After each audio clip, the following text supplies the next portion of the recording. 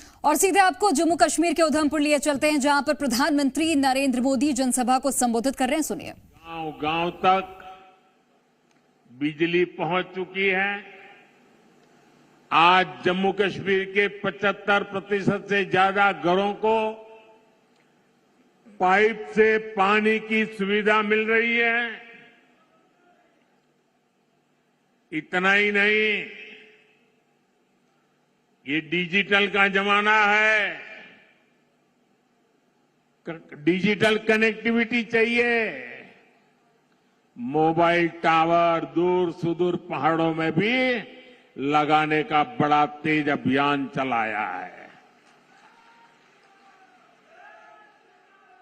भाई और बहनों, मोदी की गारंटी यानी गारंटी पूरा होने की गारंटी।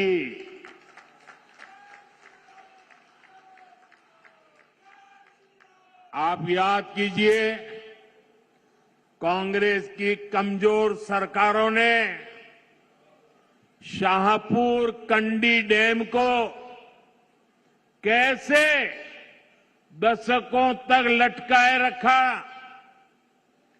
जम्मू के किसानों के खेत सूखे थे, गांव अंधेरे में थे, लेकिन हमारे हक का रावी का पानी पाकिस्तान जा रहा था।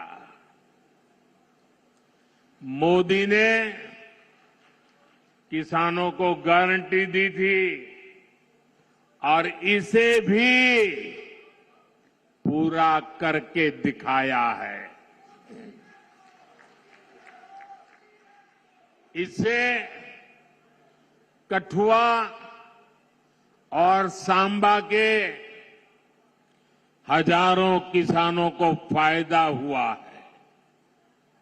यही नहीं, इस डैम से जो बिजली पैदा होगी वो जम्मू कश्मीर के घरों को रोशन करेंगे।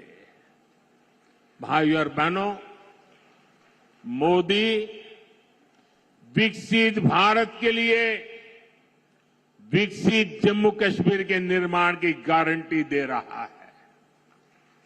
लेकिन कांग्रेस, नेशनल कॉन्फ्रेंस, पीडीपी और बाकी सारे दल जम्मू कश्मीर को फिर उन पुराने दिनों की तरफ ले जाना चाहते हैं।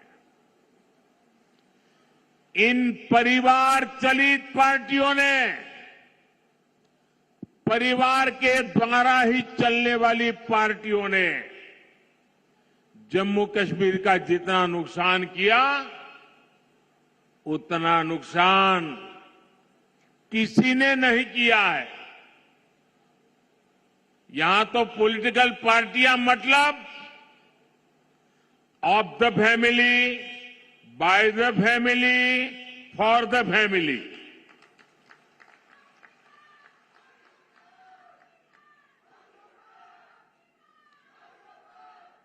सत्ता के लिए इन्होंने जम्मू कश्मीर में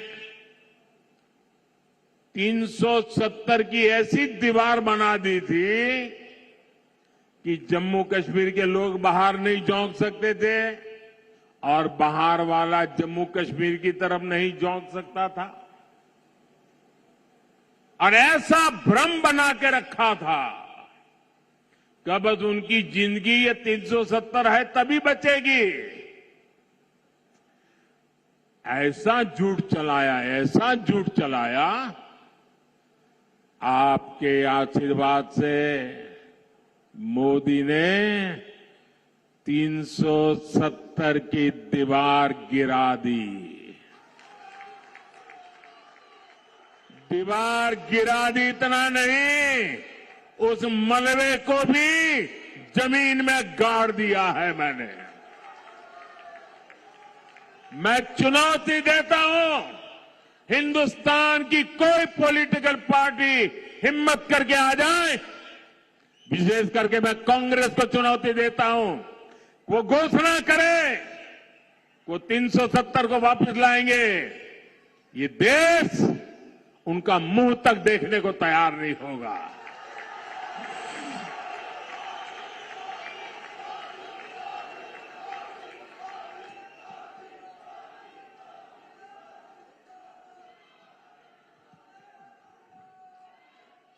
ये कैसे कैसे भ्रम फैलाते हैं, कैसे कैसे लोगों को डरा के रखते हैं।